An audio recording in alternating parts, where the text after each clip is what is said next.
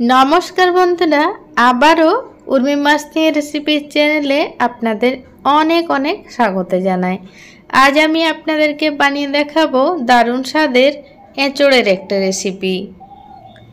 तार जन्य एखाने परिमाण मतो एंचोड़ आमी खूब भालोभाबे केटे धुए परिष्कार करे नियेछि।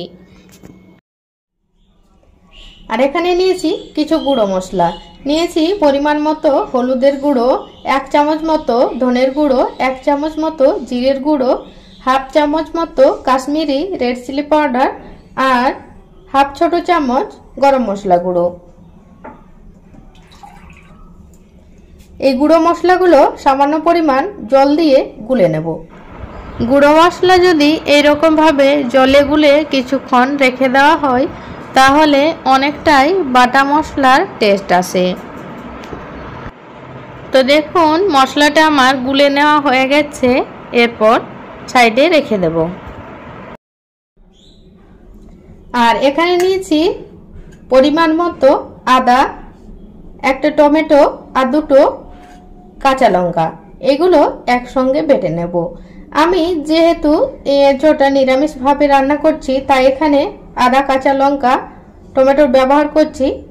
আপনারা পেঁয়াজ রসুন দিয়েও এই রান্নাটা বানিয়ে নিতে পারেন। আর এখানে আমি দুটো কাঁচা লঙ্কা নিয়েছি, আপনারা যে যেরকম ঝাল পছন্দ করেন সেরকম পরিমাপে নিয়ে নেবেন। এরপর রান্নাটা করে নেব, তার জন্য কড়াইতে দিয়ে দিচ্ছি পরিমাণ মতো সরষের তেল। তেল গরম হয়ে গেছে, দিয়ে দেব এঁচড়গুলো, সাথে দিয়ে দেব স্বাদ মতো লবণ আর পরিমাণ মতো হলুদের গুঁড়ো দিয়ে খুব ভালোভাবে ভেজে নেব।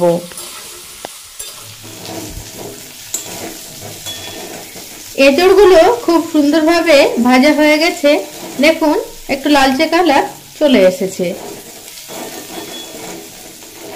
এরপর তুলে নেব। এরপর আলু ভেজে নেব, তাই কড়াইতে দিয়ে দিচ্ছি আরো কিছুটা পরিমাণ তেল। তেল গরম হয়ে গেলে দিয়ে দেব আলুগুলো। এখানে আমি দুটো মিডিয়াম সাইজের আলু নিয়েছি। এই আলুগুলো আমি অল্প লবণ আর পরিমাণ মতো হলুদের গুঁড়ো দিয়ে ভেজে নেব।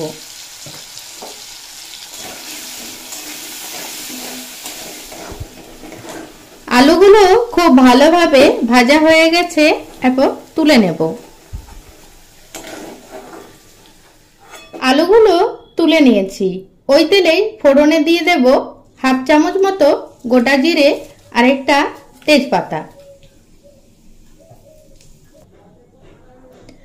ফোড়ন সুন্দরভাবে ভাজা হয়ে গেছে, দিয়ে দেব আদা, কাঁচা লঙ্কা আর টমেটো বাটা।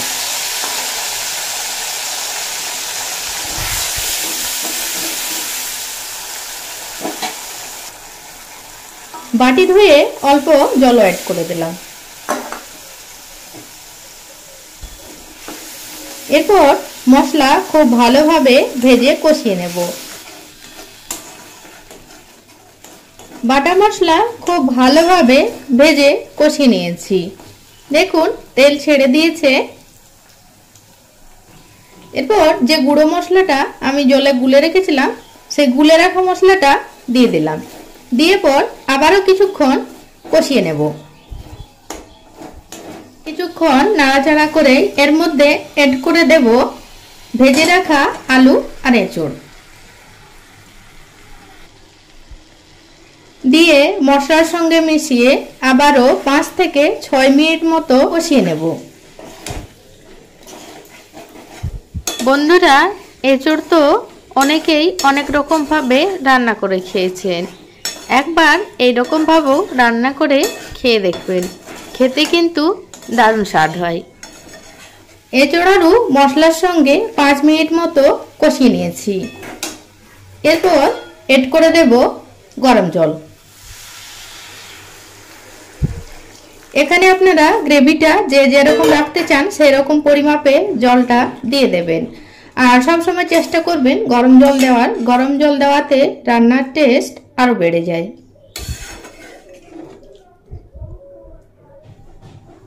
এরপর দিয়ে দেব ঢাকা। ঢাকা দিয়ে যতক্ষণ না পর্যন্ত এঁচোড় আলু খুব ভালোভাবে সিদ্ধ হয়ে যাচ্ছে ততক্ষণ পর্যন্ত রান্না করে নেব। বেশ কিছুক্ষণ পর ঢাকনাটা খুলে চেক করে নেব আলু আর এঁচোড় সিদ্ধ হয়েছে কিনা।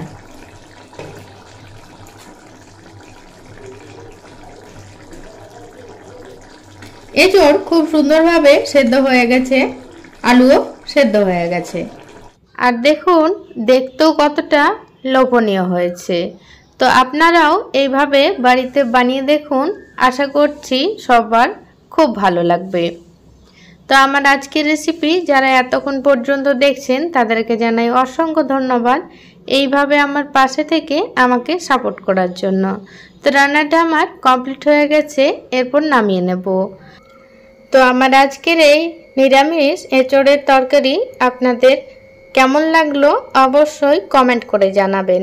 ভালো লাগলে লাইক শেয়ার করে দেবেন, আর চ্যানেলে কেউ নতুন হয়ে থাকলে অবশ্যই চ্যানেলটি সাবস্ক্রাইব করে নেবেন। তো আজকে এই পর্যন্তই বন্ধুরা, দেখা হচ্ছে নেক্সট দিন।